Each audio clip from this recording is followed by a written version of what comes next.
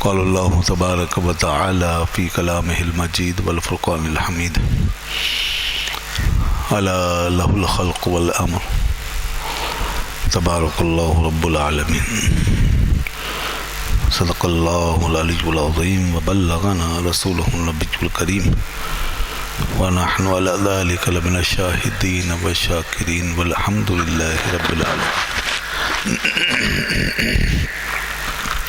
درود پاک پڑھ لیتے۔ اللہم صلی علی سیدنا و مولانا محمد وعلی آل سیدنا و مولانا محمد وبارک وسلم وصلی علیہ صلاۃ و سلام علیکہ یا سیدی یا رسول اللہ وعلی آلک و اصحابک یا حبیب اللہ۔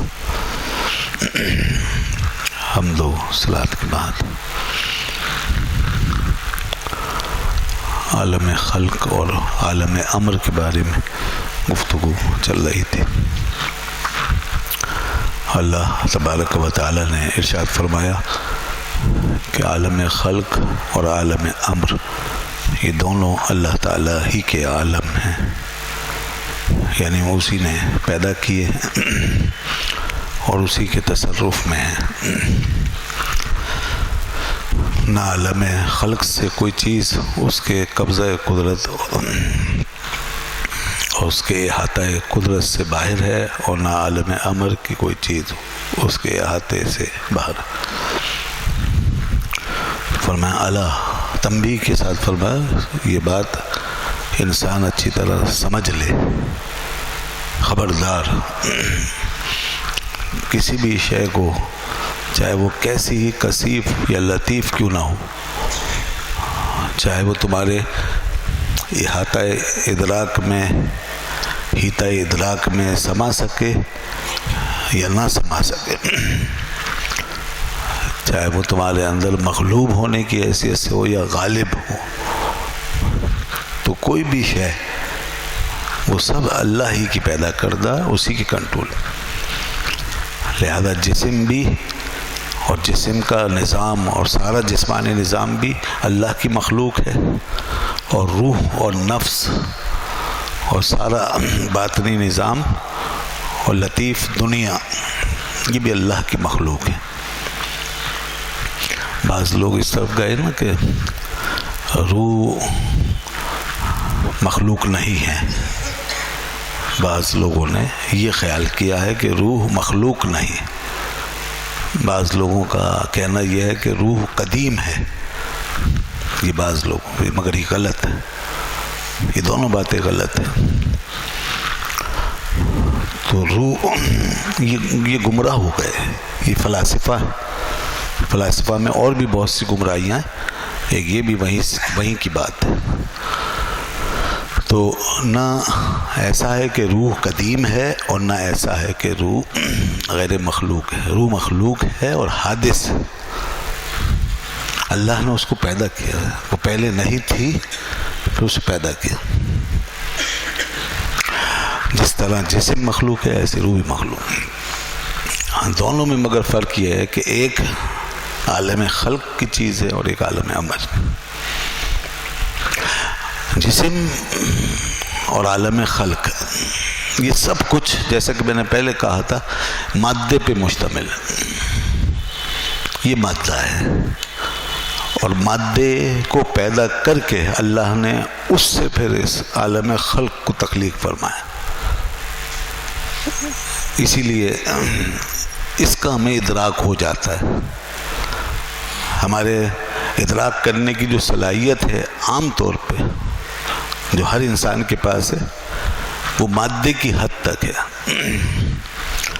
انسان آنکھ سے دیکھ لیتا ہے، کان سے سن لیتا ہے، ہاتھ سے چھو لیتا ہے، یہ سب انسان کے ادراک کرنے کی صلاحیت ہے، اور پھر بھی اگر کچھ کمی رہ جاتی ہے تو اسے عقل سے سمجھ لیتا ہے، پھر عقل رہنمائی کرتی ہے اور پھر اس میں فیصلہ کرتی ہے اور اس کی حقیقت کو مزید بے نقاب کرتی ہے۔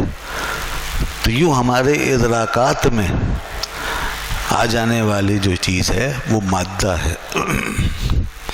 مادہ اس لیے عام طور پہ ہمارے ادراک میں آ جاتا ہے کہ وہ کثیف ہوتا ہے، کثیف ہوتا ہے، اس میں ابعاد ہوتی ہیں، ڈائمینشنز ہوتی ہیں، یعنی جن کو ابعاد کہتے ہیں، اور عام طور پہ 3 ابعاد مادے میں پائی جاتی ہے. مادہ 3 ابعاد کا حامل ہوتا ہے، 3 ڈائمینشن کا، 3 ڈائمینشنز، ایک طول، ایک عرض اور ایک عمق.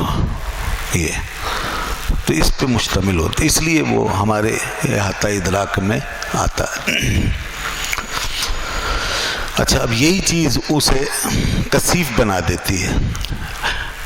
اس کائنات کا اصول یہ ہے، ہمارا اور اس کائنات کا ایک رابطہ، اور اس کا اصول یہ ہے کہ جتنی کوئی شے کثیف ہوتی جائے گی نا، اتنی ہی ہمارے حواس کے قریب ہوتی جائے گی. یہ اور جتنی کہ اس کی کثافت کم ہوتی جائے گی، اس کی ڈائمینشن کم ہوتی جائیں گی، اتنا وہ چیز ہمارے حواس سے دور ہوتی چلی جائے گی. یعنی اس مادی کائنات میں بھی سب کچھ یکساں محسوس نہیں ہوتا. اس مادی کائنات میں رہتے ہوئے بھی بعض چیزوں کے مقابلے میں لطیف ہیں. تو جس میں لطافت آ گئی، یعنی کثافت کم ہو گئی، وہ چیز ہمارے حواس سے کچھ دور ہو گئی. مثال کے طور پر ہوا لطیف ہے، مثال کے طور پر آگ ایک لطیف چیز ہے، پانی کے اندر بھی کوئی لطافت ہے. یہ اس طرح کی چیز، ہوا میں زیادہ لطافت ہو گئی، آگ میں ایک اور لطافت، روشنی میں لطافت اور ہو گئی، وغیرہ وغیرہ. یہ سب مادی کائنات ہی کے زمرے میں آتی ہیں چیزیں، مگر ان میں کثافت کی جو کیفیت ہے، جب وہ کم ہوئی نا اور لطافت پیدا ہوئی، یا یوں کہیے کہ عالم لطیف یا عالم امر سے کچھ اس کو قرب ملا، تو یہ ہمارے حواس سے قدرے دور ہو گئی. پھر ہم انہیں کسی لحاظ سے محسوس کر سکتے ہیں، کبھی دیکھ نہیں سکیں گے، کبھی سن نہیں سکیں گے، وغیرہ، کبھی چکھ نہیں سکیں گے، کبھی چھو نہیں سکیں گے، اس طریقے سے. تو یہ ہمارے اس سے حواس کے نظام سے دور ہوئی ہے. اسی سے اندازہ کر لیں کہ جو چیز جتنی ہمارے حواس کے نظام سے دور ہوتی چلی جائے گی، اس میں کثافت اسی مقدار کم ہوتی چلی جائے گی، اور اسی مقدار، اسی بقدر لطافت اس میں بڑھتی جائے گی. ٹھیک ہے، یہ قانون ہے خدا کا، اس عالم خلق کا یہ اصول ہے. اس کے اندر ہم یہ دیکھ رہے ہیں، ٹرانسینڈنسی یہی ہے. اب ایک شے مادیت سے اٹھ کر اوپر جا رہی ہے اور لطافت سے ہمکنار ہو رہی ہے، تو ہمارے حواس سے دور ہو رہی ہے. اچھا، اتنا ہی نہیں ہے کہ وہ آپ کے حواس کی گرفت سے باہر نکل رہی ہے، بلکہ ایک اور چیز بھی اس میں پیدا ہو رہی ہے، اور وہ یہ کہ اس میں قوت بڑھ رہی ہے، اس میں قوت بڑھ رہی ہے، اس میں طاقت بڑھ رہی ہے. جتنا ایک شے کثیف سے نکل رہی ہے اور لطیف کی طرف بڑھ رہی ہے، اتنی وہ پاورفل ہو رہی ہے، اتنی طاقتور ہو رہی ہے، اور اتنا ہی اس کا تصرف بڑھ رہا ہے. اس مادی دنیا پہ اس کا تصرف بڑھ رہا ہے. تو دیکھیں، جو چیزیں کثافت میں کم ہیں وہ ان چیزوں پر حاوی ہو جاتی ہیں جو کثافت میں زیادہ ہیں. جن چیزوں میں مادیت کا عنصر کم ہے، وہ ان چیزوں پر حاوی ہو جاتی ہیں جن میں مادیت کا عنصر زیادہ ہے. اسی عالم خلق کے اندر ہی یہ سب سمجھ میں آ رہا. مثال کے طور پر آپ دیکھ لیں کہ ہوا جو ہے وہ کچھ لطیف ہو گئی تو بڑی طاقتور ہو گئی، ہوا بہت طاقتور ہو. پانی دیکھیں، کوئی لطیف ہوا، بہت طاقتور ہو گئی. پانی ان گاڑی اور سخت اور کثیف چیزوں سے زیادہ طاقتور ہو گیا. جو مادیت میں ڈھلی ہوئی ہیں ان کے مقابلے میں پانی جو کچھ سیال ہو گیا، لطافت میں چلا گیا، تو اس سے زیادہ طاقتور ہو گئی. ہوا بھی اس سے زیادہ طاقتور ہو گئی، ہوا اس سے زیادہ طاقتور. آگ بھی بڑی طاقت و قوت اپنے اندر ظاہر کرتی ہے، آگ بھی لطیف ہو گئی. روشنی، توانائی، انرجی. اب توانائی کا یہ حال ہے کہ اتنی لطافت ہے توانائی میں کہ اس کو تو آپ پکڑ ہی نہیں سکتے، اس کو جمع نہیں کر سکتے، اس کو اسٹور نہیں کر سکتے، اس کو روک نہیں سکتے. توانائی، اور ہر وقت اس کا نظام چل رہا. توانائی کا سسٹم اس دنیا میں چل رہا ہے. یہ توانائی اب لطافت میں چونکہ بہت بڑھ گئی تو یہ ایک ایسی فورس بن گئی کہ اب اس دنیا میں، اس عالم خلق میں، اس مادیت میں جو بھی حرکت اور جو بھی تبدیلی واقع ہو رہی ہے اس کے پیچھے توانائی کا اثر ہے. ہر چیز میں توانائی متصرف ہے، ہر چیز پہ توانائی اثر انداز ہو رہی ہے. کسی بھی چیز کی توانائی ختم ہو جاتی ہے وہ شے غیر متحرک ہو جاتی ہے. اب یہ توانائی اتنی طاقتور ہو گئی، لیکن اس کا حال یہ ہے کہ اسی عالم خلق کے اندر اس کی لطافت اتنی بڑی ہوئی ہے کہ ہم اسے نہ پکڑ سکتے ہیں، نہ چھو سکتے ہیں، نہ دیکھ سکتے ہیں، نہ سونگھ سکتے ہیں، نہ سن سکتے ہیں. یعنی ہمارے پانچوں کے پانچوں حواس ہی بیکار ہو گئے. پانچوں حواس ہی بیکار ہو. جتنے حواس کام کرتے تھے نا اس سے نیچے نیچے، وہ سب یہاں کے لاجواب ہو گئے. اس کا مطلب ایک چیز اب اپنی پوری پوٹینشیلٹی، پوری طاقت، پوری قوت کے ساتھ اب دنیا کے اندر پھیل گئی ہے. یہ اس کی طاقت کا راز ہے. تو اسی طرح جب یہ اشیاء بڑھتے بڑھتے کثافت سے نکلتی چلی جاتی ہیں اور لطافت میں بڑھتی جاتی ہیں تو وہ ہماری دسترس سے بھی نکلتی جاتی ہیں اور ہم پر متصرف بھی ہوتی جاتی ہیں. پھر یہ عالم خلق اسی ٹرانسینڈنسی کے ساتھ اسی طرح لطافت میں اوپر جاتے جاتے ایک مقام ایسا آتا ہے جہاں اس کی سرحد آ جاتی ہے. وہ سرحد جو ہے وہ اس کو پھر وہاں روک دیتی ہے. اس کے بعد عالم خلق کا سلسلہ ختم ہو جاتا ہے. اس عالم خلق کا یعنی مادی دنیا کا، سمجھے نا، مادی دنیا کا سلسلہ ختم ہو جاتا. اس کے بعد پھر وہیں جہاں آپ کی مادی دنیا کی جو کم سے کم کثافت کی سطح پہنچی ہے نا، اور جہاں لطافت میں عروج پاتے پاتے کوئی شے اوپر چڑھی ہے اور وہ عالم لطیف کے قریب ترین ہوئی ہے، تو وہ جہاں پر پہنچے گی آخری حد میں وہیں سے عالم امر شروع ہو جائے گا. وہیں سے عالم امر شروع ہو جائے گا. آپ کی اس مادی دنیا میں کثافت کی کم سے کم ترین سطح میں جو چیز موجود ہے اور جس کے اندر عالم خلق میں رہتے ہوئے لطافت اپنی انتہا پہ پہنچ چکی کہ جس کے بعد مزید لطافت کی گنجائش نہیں تھی، تو وہ سطح، وہ لیول کہاں بنا ہے؟ وہ بخارات کی صورت میں بنا. بخارات، وہی جس کو میں نے توانائی بھی کہا ہے، بخارات. یہ بخارات جو ہیں، یہ بخارات، اس کا ایک حصہ تو وہ ہے جو ہمیں دنیا میں محسوس ہوتا ہے، ٹھیک ہے جی، جو مادی دنیا سے تعلق رکھتا ہے، جس کو ہم کسی نہ کسی درجے میں محسوس پاتے ہیں کیونکہ مادی ہے. لیکن یہ چونکہ اپنی مادیت کی انتہائی پوزیشن پر ہے، آخری حد میں ہے کہ اس کے بعد پھر لطافت ہی لطافت ہے، تو وہاں پھر یہی بخارات اس بارڈر پہ جا کے، اس آخری حد پہ جا کر پھر یہ مل جاتے ہیں عالم لطیف کے ساتھ، عالم امر کے ساتھ، اور یہ زندگی بن جاتے ہیں.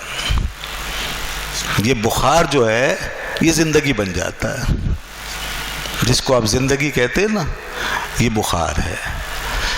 اسی کا دوسرا نام، جہاں یہ بخار زندگی بنتا ہے یا زندگی کا سبب بنتا ہے، اسی کا دوسرا نام نفس ہے.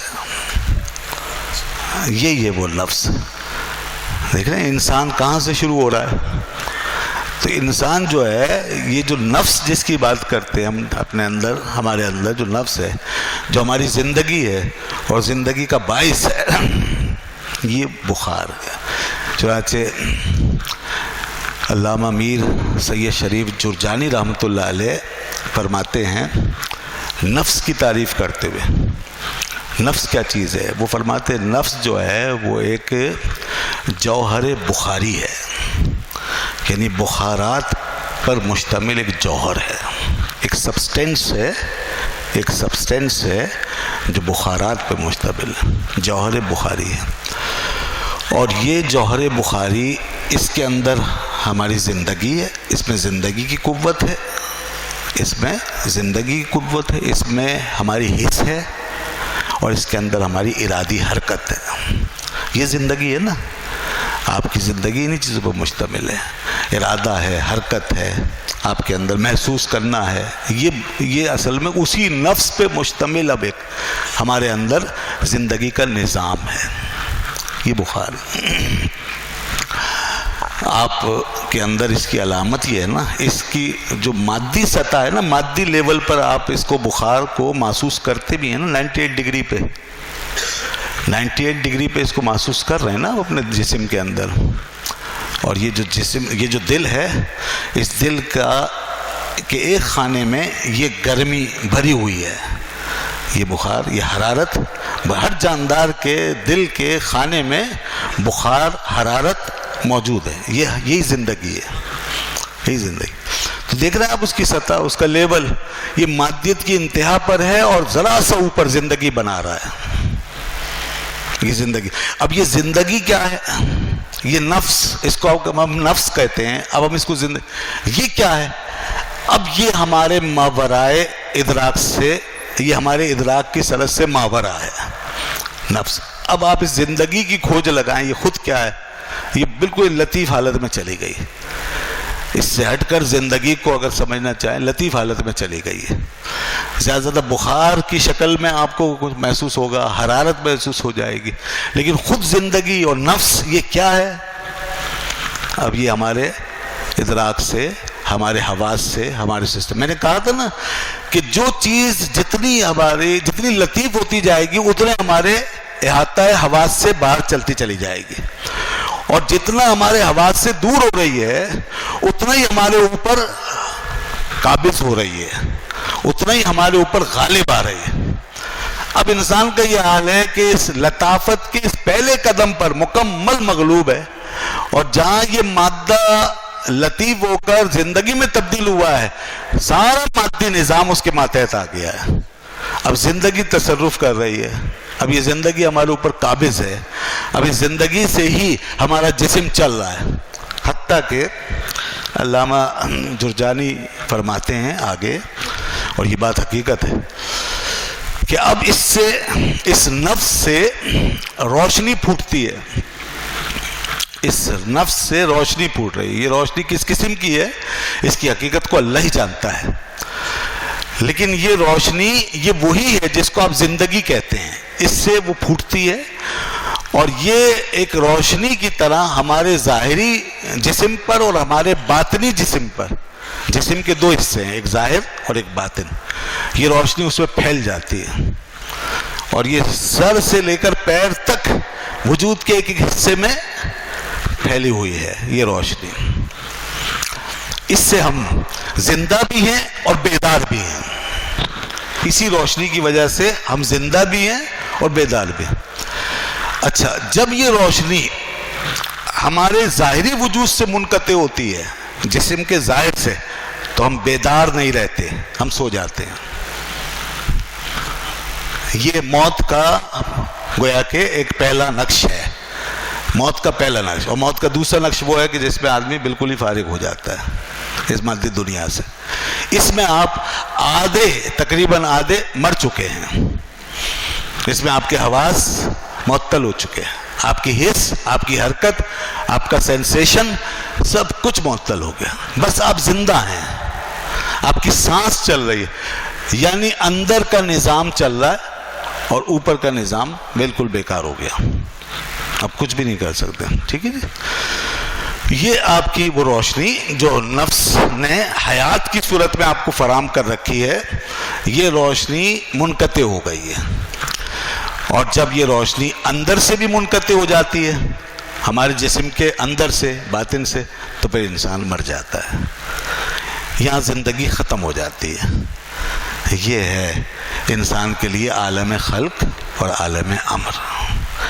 ادھر عالم خلق میں ہمارا جسم ہے, ٹھیک ہے, اور ادھر عالم امر میں ہمارے لیے ایک زندگی ہے. ٹھیک ہے. اچھا, یہاں تک تو دنیا گئی ہے. یہ فلاسفہ, یہ حکماء, آج کے فزیولوجسٹ جو ہیں, آج کے ماہر طب اور ماہر جسمانیات, یہ یہاں تک تو گئے ہیں. اور تمام فلاسفہ اور قدیم حکما اس بات پر متفق ہیں کہ یہ جسم ہو گیا اور وہ روح ہو گئی جو پیچھے ہے اس کے. تو اور انہوں نے بڑی نادانی کی، اور آج بھی یہ نادانی اس پر مصر ہے دنیا کہ بس انسان جو ہے اتنا ہی ہے کہ یہ جسم ہو گیا اور پیچھے جو نفس ہے اور جو توانائی ہے اور جو حرارت ہے یہ روح ہو گئی، بس اس کے علاوہ اور کچھ نہیں ہے، کوئی اور روح نہیں ہے. یہ غلطی کی آپ. میں نے کہا نا اب بات عالم امر میں جب جائے گی، عالم خلق، چونکہ یہ نفس اور یہ زندگی عالم خلق کو ٹچ کرتی ہے، اس لیے ان محدود عقلوں کی کچھ سمجھ میں آ گئی بات تو انہوں نے اتنا مان لیا، اور کم از کم ایک روح حیوانی مان لی. یہ روح حیوانی ہے جس کی اب تک بات ہوئی ہے، اس کو مان لیا.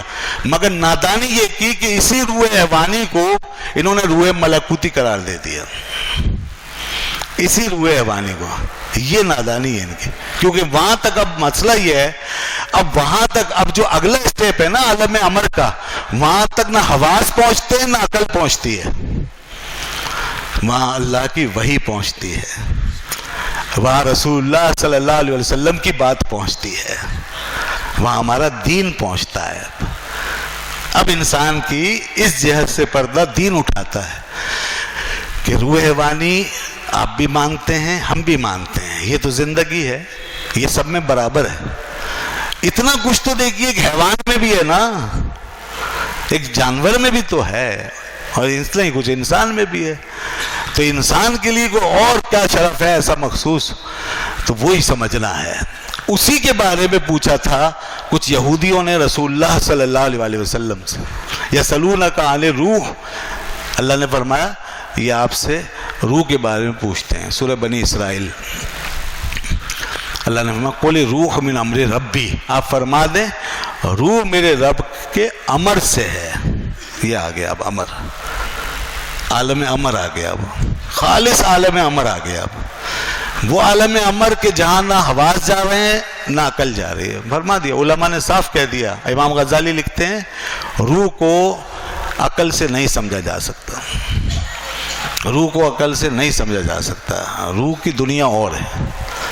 اب ہم ایک اور روح کی بات کر رہے ہیں جو عالم امر سے تعلق تھی. یہ جو روح تھی یہ خالص عالم امر کی چیز نہیں تھی، یہ عالم خلق سے جڑی ہوئی تھی، روح حیوانی.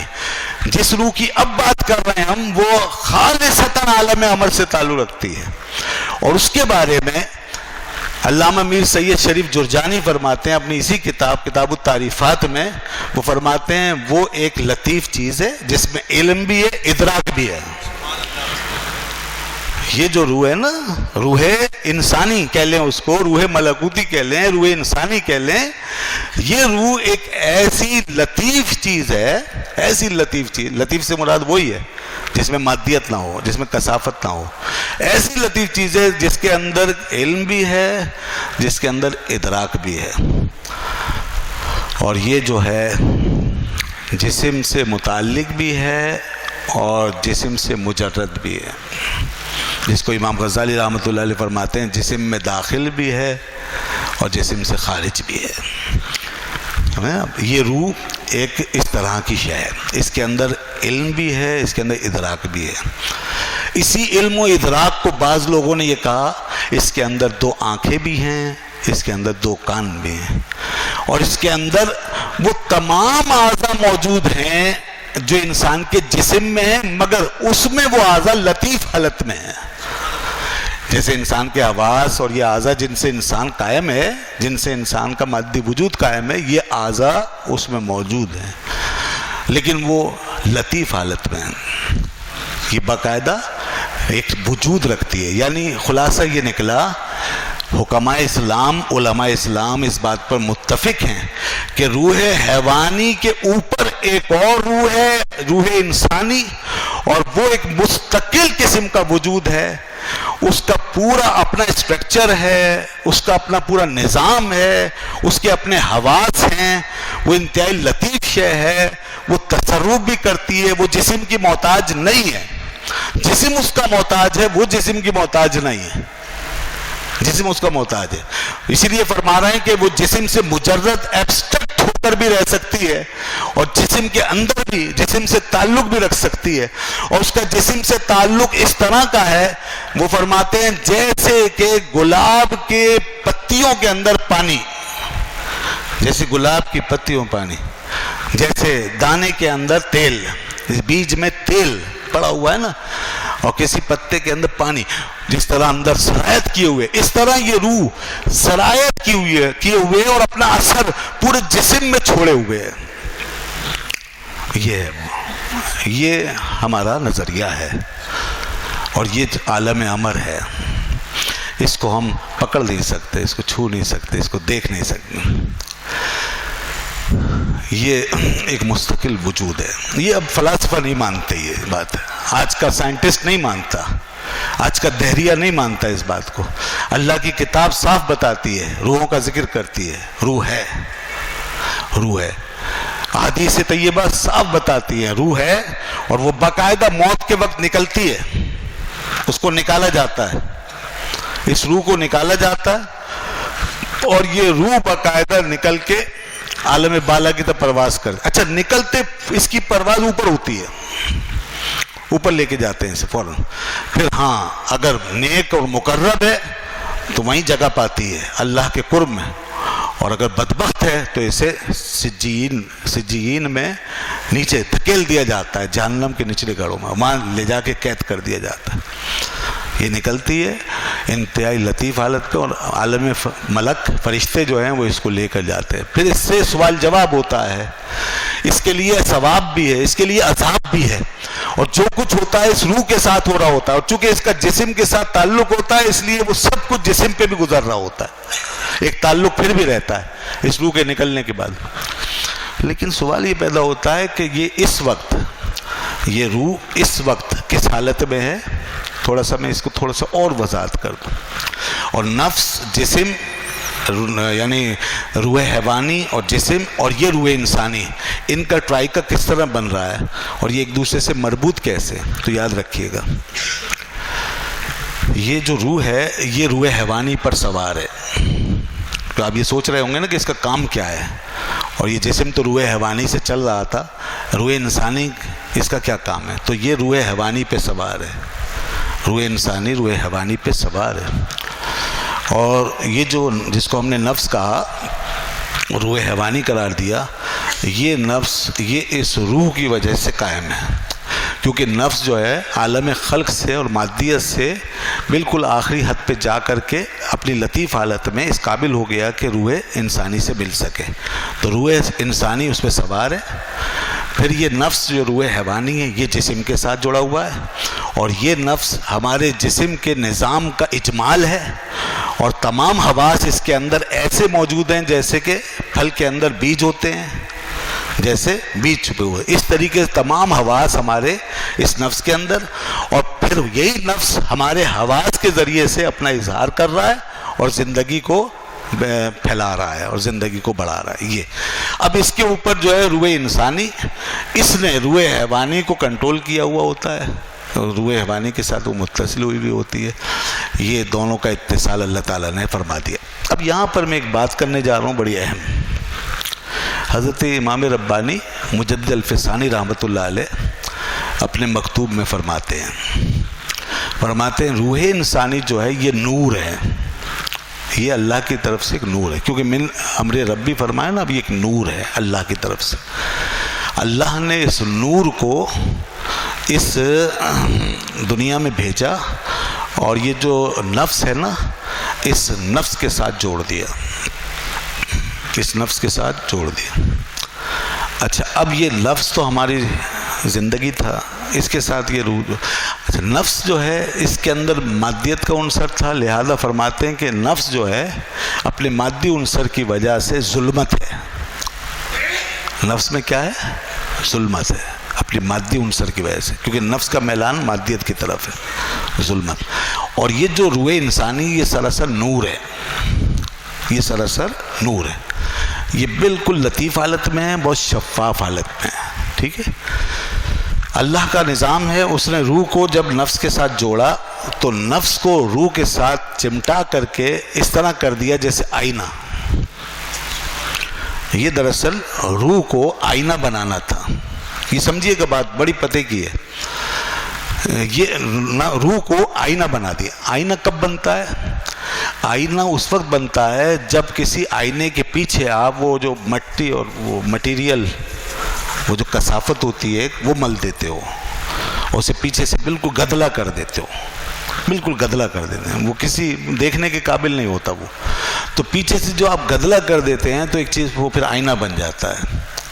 تو اللہ نے یہ چاہا کہ روح آئینہ بنے. اب نفس گدلی چیز ہے، نفس میں مادیت ہے، کثافت ہے، گدلا پن ہے، ٹھیک ہے، کثافت ہے. تو یہ گدلاہٹ اور یہ کثافت یہ روح کے ساتھ آئینے کی طرح جوڑ دی تو روح آئینہ بن گئی. اچھا، اب روح آئینہ اس لیے بنائی گئی ہے، روح کو آئینہ اس لیے بنایا گیا ہے کہ آئینہ جو ہے وہ ایک کام کرتا ہے، ریفلیکٹ کرتا ہے. آئینہ عکس کو ریفلیکٹ کرتا ہے، جس چیز کے سامنے ہوتا ہے اس کو ریفلیکٹ کرتا ہے. ایک چیز کو اپنے اندر عکس بناتا ہے، تصویر بناتا ہے، پھر اسے دکھاتا ہے. ایک چیز کو تصویر بناتا ہے پھر دکھاتا ہے. یہ آئینے کا کام ہے. اللہ یہ چاہتا ہے، اللہ یہ چاہتا ہے کہ اس کے انوار کا ریفلیکشن ہو، اس کے انوار کا ریفلیکشن ہو. اللہ چاہتا ہے کہ اس کا اظہار ہو، اسی لیے اس نے انسان کو پیدا کیا. وہ چاہتا تھا، حدیث قدسی ہے، وہ فرماتا ہے کہ کنت کنزا مخفیا، میں تو چھپا ہوا خزانہ ہوں، میں چھپا ہوا خزانہ تھا. میں نے چاہا فاحببت ان اعرف، میں نے چاہا کہ میں پہچانا جاؤں، جانا جاؤں. بس میں نے فخلقت الخلق، تو میں نے انسان کو پیدا کر دیا. اور آپ کو یہ معلوم ہے کہ انسان کو پیدا کیا تو خلافت دی، کسی اور کو نہیں دی. انسان کو پیدا کیا ہے تو خلافت دی. خلافت اور بھی لوگوں کو مل سکتی تھی، پہاڑ تھے، دریا تھے، سمندر تھے، زمین کی مخلوق، آسمان کی مخلوق، سب تھے، فرشتے بھی تھے، مگر نہیں. کیونکہ روح اور نفس کا اجتماع صرف انسان میں ہی ہے، کسی اور میں نہیں ہے. روح اور نفس کا. دوسرے لفظوں میں آئینہ جو اس نے سیٹ کیا ہے اپنا، وہ انسان میں ہی کیا ہے، کسی اور مخلوق میں آئینہ رکھا ہی نہیں ہے. کسی کو سراپا نفس بنا دیا. حیوان کیا ہے؟ سراپا نفس، سراپا روح حیوانی. اور کسی کو سراپا روح بنا دیا، اور وہ کون ہے؟ فرشتے. فرشتے سراپا روح ہیں، حیوان سراپا نفس ہے. جس ذات کے اندر روح اور نفس دونوں جمع ہیں وہ انسان ہے. اور یہ روح اور نفس کا ملاپ اب حضرت امام ربانی فرما رہے ہیں کہ اس معنی میں ہے کہ یہ آئینے کی ایک سائڈ کو گدلا کر دیا گیا ہے اور نفس کی ظلمت اس کے ساتھ چپکا دی گئی ہے، اور نفس کو روح کا مطلوب بنا دیا گیا ہے، روح کا محبوب بنا دیا گیا ہے. ایسا ہی نہیں ہے، باقاعدہ تعلق جوڑ دیا گیا ہے. اب حکمت یہی ہے کہ روح ریفلیکشن کے قابل ہو جائے، انعکاس کے قابل ہو جائے، وہ ہو گئی. اب یہاں انسان کا امتحان ہے. اب یہ نفس کی جو کثافت ہے نا، یہ روح کو اپنی ادھر کھینچے گی، حواس کی طرف. یہ نفس کی کثافت ادھر حواس کی طرف لائے گی اور نیچے اتارے گی یہ کثافت، اور روح کو یہاں روکے گی. روح اوپر سے آ کے پھنس تو گئی ہے اور جسم میں قید تو ہو گئی ہے اور یہاں رہنے پہ مجبور تو ہے. اب اس کے بعد نفس اپنا زور لگائے گا، نفس آپ کی آنکھ سے باہر آئے گا، نفس آپ کے کانوں سے باہر آئے گا، نفس آپ کی زبان سے. جب نفس ان چیزوں سے باہر آ کر دنیا دیکھے گا تو دنیا ایک دم مائل ہوگا اور مائل کرے گا. اب وہ روحیں جو اپنی حقیقت کو نہیں پہچان پائیں گی اور اپنے مقام کو نہیں سمجھ پائیں گی اور جو خدا اور رسول کی تربیت میں نہیں آئیں گی، وہ نفس کی انہی گرفتوں کے اندر آ کے، نفس کے انہی تصرفات کے اندر آ کے، انہی حواس کے دائرے میں آ کر کے وہ روحیں ان حواس کے اندر بند ہو جائیں گی، اور نفس انہیں صرف اور صرف مادی طور پر دیکھنے، دکھانے، سننے، سنانے اور چکھنے چکانے کے لیے استعمال کرے گا. اور یہ نور کا عالم جو اللہ نے وہاں سے بھیجا ہے، طائر لاہوتی، یہ یہاں آ کر نفس کی انہی غلاظتوں، انہی کثافتوں، انہی رذالتوں کا شکار ہو کے گندا اور آلودہ ہو جائے گا. اس کے بالوں پر اکھڑ جائیں گے، اس کے اندر ریفلیکشن کا نظام تباہ ہو جائے گا، اس کا رخ بدل جائے گا. یہ خدا کے انوار کی جھلک دکھانے کے بجائے یہ نفس کی لذتوں کا ترجمان بن جائے گا. یہ ہو جاتا ہے نا، روحیں گندی ہو جاتی ہیں، یہ روحیں گندی ہو جاتی ہیں، ناپاک ہو جاتی ہیں، غلیظ ہو جاتی ہیں. ایسی روحیں وہ کسی قابل نہیں رہتی، انہیں وہاں کا کوئی مزہ، کوئی لطف، کوئی لذت حاصل نہیں ہوتی. وہ یہاں کی گندگیوں میں پڑے پڑے یہیں کے مزوں میں ڈھیر ہو جاتی ہیں اور فنا ہو جاتی ہیں. یہ کافروں کی روحیں ہیں، سب سے آگے مشرکوں کی روحیں ہیں، منکروں کی روحیں، تو اس کے پیچھے بدکاروں، گناہگاروں، فاسقوں، فاجروں کی روحیں ہیں جو اس راستے پہ چل رہی ہوتی ہیں. بہرحال کافر کی روح اس معاملے میں سب سے آگے ہے. وہ اس میں گندگی میں بالکل ملوث ہو چکی ہوتی ہے اور اندھی ہو چکی ہوتی ہے. ایک گناہگار کا معاملہ یہ کہ اس کی روح غفلت میں ہے، اگر کہیں غفلت کا پردہ اٹھ جائے تو بیدار ہو سکتی ہے، وہ بیدار ہو سکتی ہے، وہ واپس آ سکتی ہے، وہ نفس کی گندگی کو الگ کر سکتی ہے. اب وہ فرماتے ہیں کہ جہاں روحیں اس طرح کی ہو گئیں وہ تو خراب ہو گئیں، لیکن دوسری طرف روحوں کا ایک وہ بھی ہمارے سامنے مثالیں ہیں، روحوں کی وہ بھی مثالیں ہیں کہ جہاں روحیں انبیاء کی روحیں نظر آتی ہیں، جہاں صالحین کی روحیں نظر آتی ہیں، جہاں اولیاء کی روحیں ہیں، جہاں نیک لوگوں کی روحیں ہیں، پاک صاف لوگوں کی روحیں ہیں. تو انبیاء کی تو بات بالکل مستثنا ہے، ان کی روح بھی پاک ہے، ان کا نفس بھی پاک ہے. ان کی روح بھی پاک، ان کا نفس بھی. اللہ تعالیٰ نے ان کے اندر میلان نفسی رکھا ہی نہیں ہوتا. ان کا تو نفس بھی ان کی روح کو اس طرف بلانے کی کوئی ہمت ہی نہیں کر سکتا، اپنی طرف بلانے کی ہمت کر ہی نہیں سکتا، کیونکہ وہ نفس بھی جو ہے وہ روح کی طرف پاکیزہ اور پاک صاف ہوتا ہے. لہذا دونوں مل کے بلندیوں ہی کو چھو رہے ہوتے ہیں اور بلندیوں پہ انبیاء کرام اور رسولان اعظام. بعض کامل ترین اولیاء کرام بھی اپنے اپنے درجے میں اس پاکیزگی کے حامل ہوتے ہیں.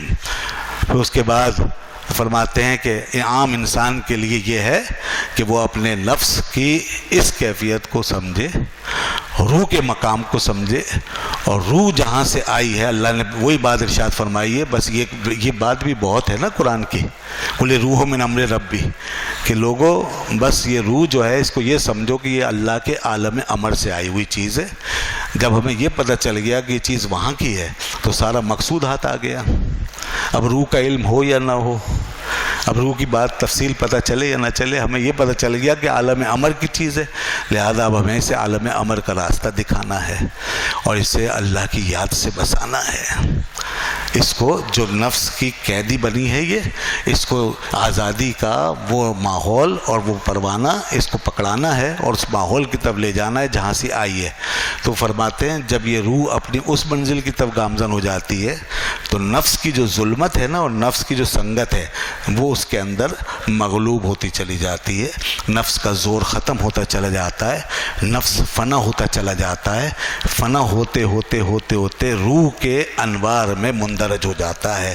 پھر روح غالب آ جاتی ہے، اور غلبہ میں نے پہلے بتایا تھا جتنی کوئی چیز مادیت سے دور ہوتی جائے گی، کثافت سے دور ہوتی جائے گی، اتنی پاورفل ہوتی جائے گی، غالب آتی جائے گی اور اس کی قوت اور فورس بڑھتی چلی جائے گی. اب یہاں پر روح نے جب عالم انوار کی طرف رخ کیا اور خدا کے ذکر سے اور رسول اللہ صلی اللہ علیہ وسلم کی سنت سے اور دین اور اسلام کی طریقے پہ چلنے کے باعث جب روحیں پاک ہونے لگی، خواہشیں چھوڑ دی، آپ نے رغبتیں کم کر دی، ہر چیز کو خدا رسول کے تابع کر دیا، تو اب یہاں سے نفس جو ہے وہ کمزور پڑنا شروع ہوا، اس کی کثافت کی جڑ کٹنا شروع ہو گئی، اس کی مادیت کا رشتہ ٹوٹنا شروع ہو گیا. اب جب یہ چیز یہاں سے کم ہوئی تو وہاں نفس عالم لطافت کی طرف مائل ہونے لگا. روح نے اس کو اپنے اندر جذب کرنا شروع کر دیا، اور جب جذب کرنا شروع کر دیا تو ادھر نفس جو ہے وہ بھی اس کمزوری سے نکلا اور روح جو نفس کی پابند تھی وہ بھی اس کمزوری سے نکلی. تو دونوں جب اوپر کی طرف پروان چڑھے تو دونوں کی قوت و طاقت بیش بہا بڑھنا شروع ہو گئی.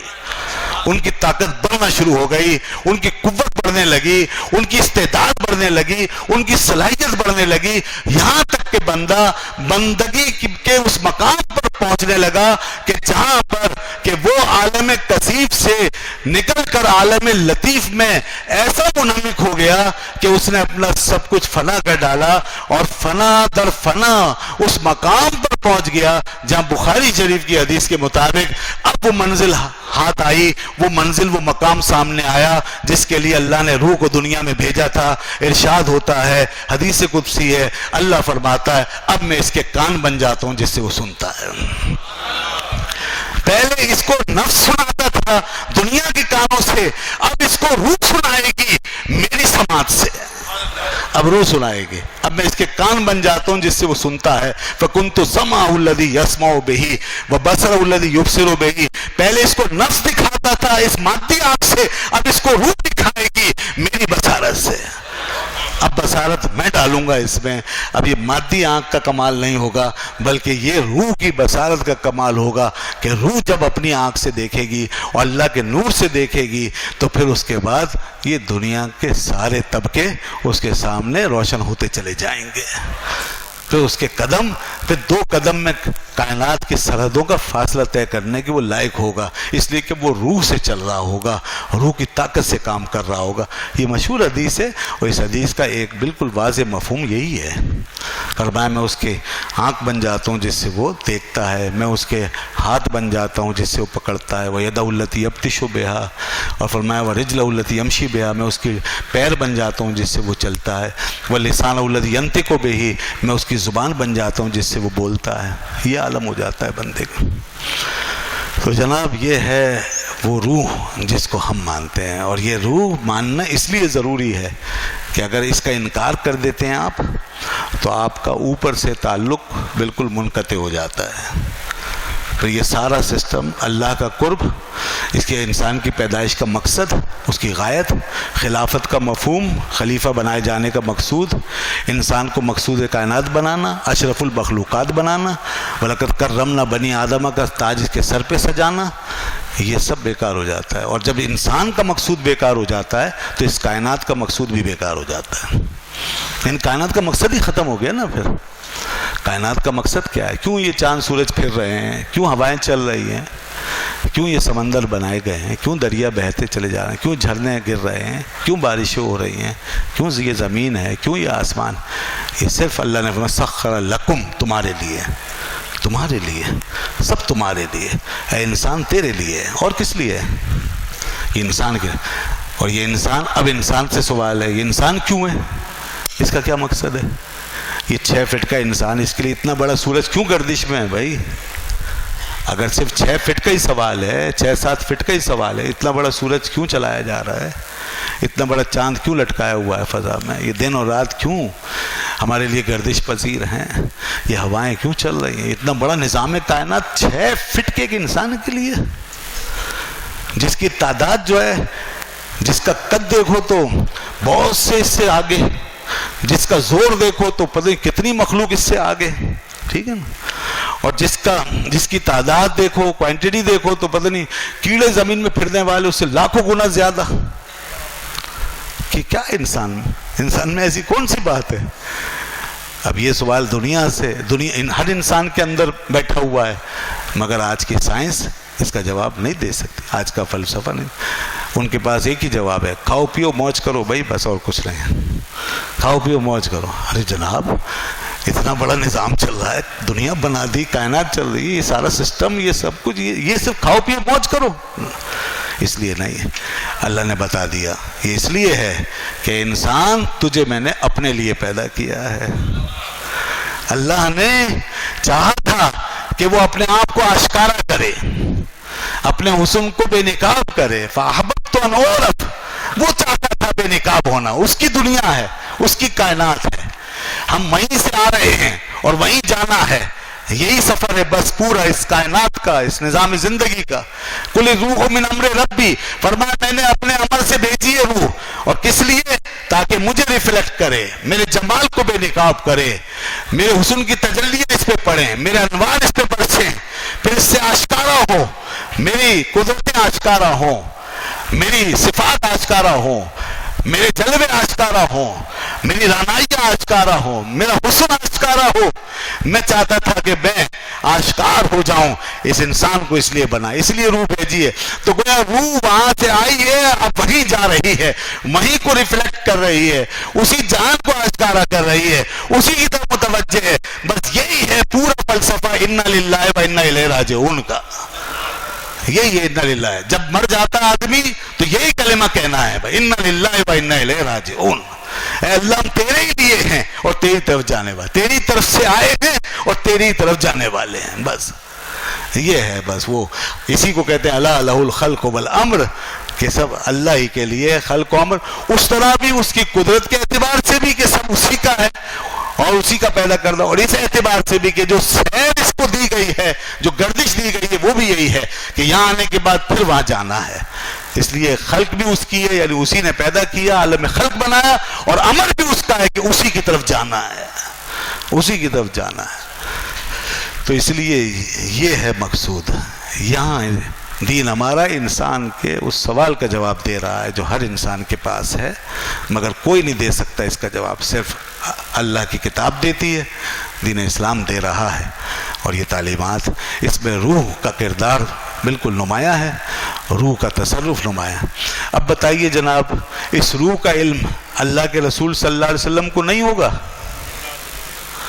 اب جو بعض لوگ یہ سمجھتے ہیں کہ اللہ نے کسی کو بھی علم نہیں دیا، کمال ہے، یہ اتنا کچھ لوگوں نے لکھ دیا اور کیا کیا بتا دیا، اور اس سے بھی زیادہ لوگوں نے کہا ہے، کتابوں میں بھری پڑی کتابیں۔ دنیا کو اس بات کا علم ہو رہا ہے تو رسول اللہ صلی اللہ علیہ وسلم کو نہیں ہوگا؟ دنیا کو علم جتنا ہوا ہے نا، رسول اللہ صلی اللہ علیہ وسلم کا علم اس سے بھی آگے ہے۔ جہاں دنیا کا علم ختم ہوا، وہاں سے رسول اللہ صلی اللہ علیہ وسلم کا علم شروع ہوا، اور روح کی پوری حقیقت کیا ہے رسول اللہ صلی اللہ علیہ وسلم کے علم میں ہے۔ ہمارا یہی گمان ہے، یہی نظریہ ہے، اور اسی میں عقیدت ہے، اسی میں احترام ہے۔ انکار کرنے میں احترام نہیں ہے، عقیدت نہیں ہے، بلکہ ایک قسم کی تحقیر ہے۔ اسی لیے بعض بزرگوں نے لکھا ہے، امام رازی نے یہ بات لکھی ہے کہ عام انسان کو بھی اگر روح کا علم نہ ہو تو اس کی تحقیر ہے، لوگوں کو پتہ نہ ہو کہ روح کیا ہے کیا نہیں ہے، تو ایک قسم کی تحقیر ہے۔ رسول اللہ صلی اللہ علیہ وسلم کا مقام تو بہت بڑا ہے۔ علامہ بدر الدین عینی لکھتے ہیں، میں کہتا ہوں کہ رسول اللہ صلی اللہ علیہ وسلم کا اس مقام اس سے بلند ہے۔ یہ روح کیا چیز ہے؟ اللہ نے ان کے لیے تو یہ فرمایا ہے وَعَلَّمَكَ مَا لَمْ تَكُنْ تَعْلَمْ، اے محبوب جو آپ نہیں جانتے تھے وہ سب ہم نے آپ کو سکھا دیا ہے۔ تو اگر کوئی یہ کہتا ہے کہ رسول اللہ صلی اللہ علیہ وسلم کو روح کا علم نہیں ہے، تو اللہ فرما رہا ہے وہی تو ہم نے سکھایا ہے جو ان کو نہیں ہے، وہی تو سکھایا ہے جو ان کو نہیں ہے۔ تو اس آیت سے جو چیز کہو گے کہ نہیں ہے، اللہ فرماتا ہے یہی ہم نے سکھا دیا ہے۔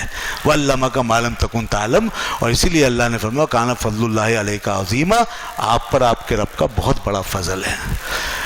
یہی بات امام غزالی نے لکھی کہ رسول اللہ صلی اللہ علیہ وسلم کو روح کا علم ہے، اور یہی بات جو ہے وہ علامہ آلوسی نے لکھی کہ رسول اللہ صلی اللہ علیہ وسلم کو روح کا علم ہے، اور یہی بات شیخ محقق شاہ عبدالحق محدث دہلوی نے لکھی کہ رسول اللہ صلی اللہ علیہ وسلم کو روح کا علم ہے۔ رسول اللہ صلی اللہ علیہ وسلم کو روح کا علم کیوں نہیں ہوگا جبکہ رسول اللہ صلی اللہ علیہ وسلم ہماری روحوں کی طرف بھی رسول بنا کے بھیجے گئے ہیں۔ ان کا تو کام ہی روحوں کی اصلاح کرنا تھا، روحی تو موضوع ہے دین کا، جسم تو سب کا موضوع بنا ہوا ہے، جسم پہ تو سب بحث کر رہے ہیں۔ رسول اللہ صلی اللہ علیہ وسلم نے جو دین دیا ہے وہ روحی کو تو مخاطب کرتا ہے، اور روح کی اصلاح کے ذریعے سے جسم کی اصلاح کرتا ہے، روح کے تصور کی بنیاد پہ ہمیں نظام دیتا ہے۔ تو حضور کو کیسے نہیں علم ہوگا؟